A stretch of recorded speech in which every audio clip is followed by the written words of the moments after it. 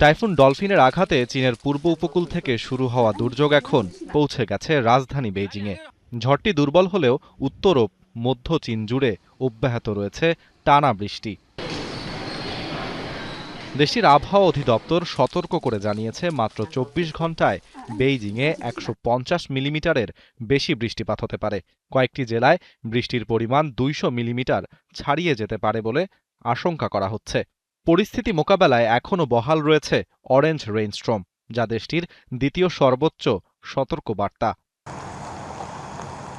ভারী বৃষ্টির প্রভাব পড়েছে জনজীবনেও। বন্ধ রাখা হয়েছে ২৫০'র বেশি বাস রুট।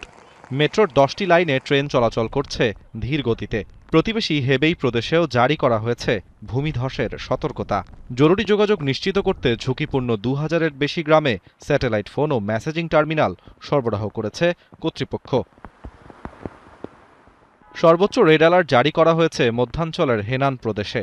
সেখানে ৩৫০ মিলিমিটার পর্যন্ত বৃষ্টির পূর্বাভাস দিয়েছে আবহাওয়া বিভাগ। বন্ধ ঘোষণা করা হয়েছে শিক্ষা প্রতিষ্ঠান।